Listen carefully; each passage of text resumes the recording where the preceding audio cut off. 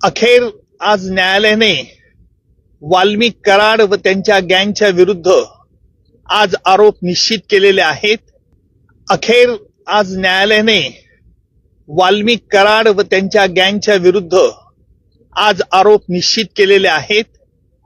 दिनांक 9 डिसेंबर 2024 रोजी संतोष देशमुख यांचा कट करून संगनमताने आरोपींनी खून केला आणि त्याचप्रमाणे यातील काही पुरावा नष्ट करण्याचा प्रयत्न केला. याला कारण म्हणजे वाल्मिक कराड याला जी खंडणी जो मागत होता ती खंडणी अबाडा कंपनीकडनं मिळण्यास अडथळा संतोष देशमुख यांनी केला. याकरिता त्यांचा खून करण्यात आला अशा रीतीचा सरकारतर्फे आम्ही आरोप प्रस्तावित केला. न्यायालयाने आरोप त्याप्रमाणे आज निश्चित केले. एकूण सगळ्या आरोपींच्या विरुद्ध आज निश्चित करून त्याची पुढील तारीख आता 8 जानेवारी ही तारीख ठेवलेली आहे. आजही आरोपींतर्फे पुन्हा हे आरोपी निश्चितची सुनावणी लांबणीवर टाकण्याचा प्रयत्न झाला.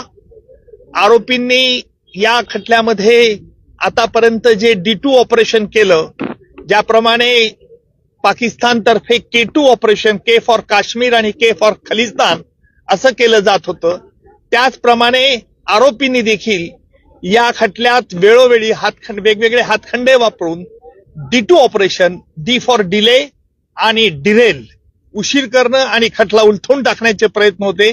त्याला आज आरोप निश्चित झाल्यामुळे या प्रयत्नांना चाप बसलेला आहे आणि यापुढचं सुनावणी, यापुढे जी 9 तारखेला सुनावणी आहे त्यामध्ये सरकारतर्फे कागदपत्र ज्यांच्यावरती प्रॉसिक्युशन भिस्त ठेवत आहे ती कागदपत्र आरोपीला मान्य आहेत किंवा अमान्य आहे याच्याकरता विचारलं जाईल. त्याच्यानंतर साक्षीदारांची यादी दिली जाईल आणि प्रत्यक्ष पुराव्याचं काम लवकरच सुरू होईल. आरोपींच्या वतीने वारंवार वकील बदलले जात होते, त्याबद्दल देखील आज कोर्टाने नाराजी व्यक्त केली. काय नेमकं त्यालाच आम्ही आज आक्षेप घेतला की आरोपींतर्फे जे वेळोवेळी वकील बदलण्याचा त्यांना अधिकार आहे, नाही असं नाहीये, परंतु वेगवेगळ्या 30 कारणं ही पुन्हा पुन्हा न्यायालयापुढे मांडण्यात येत होती. म्हणून आम्ही न्यायालयाला विनंती केली की न्यायालयाने यापूर्वी देखील त्यांच्या म्हणण्यावरती त्यांचं म्हणणं ऐकलेलं आहे, त्यामुळे न्यायालयाने यावरती निश्चित प्रकारचा आदेश द्यावा.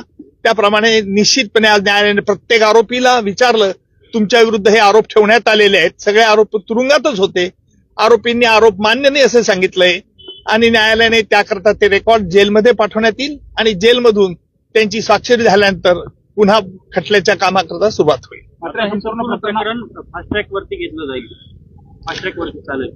आता आपण बघितलं असेल की आज आरोप निश्चित करण्याकरता किती महिने वेळ लागला.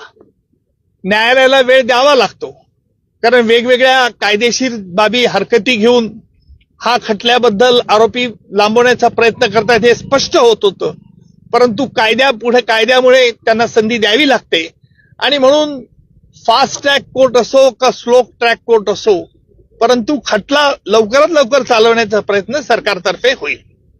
मात्र मान्य कोर्टाबरोबरच हायकोर्टामध्ये देखील हे आरोपी गेलेले होते आणि तिथून देखील स्थगिती आणायचा प्रयत्न केला होता. स्टे मिळण्याच्या अनुषंगाने प्रयत्न करत होते. उच्च न्यायालयाने, माझ्या माहितीनुसार उच्च न्यायालयाने आरोपी निश्चितीसाठी कुठेही स्थगिती दिलेली नाही. त्यांनी काल तसा प्रयत्न उच्च न्यायालयात केला. उच्च न्यायालयाने त्यांना तोंडी नकार दिला होता. थँक्यू.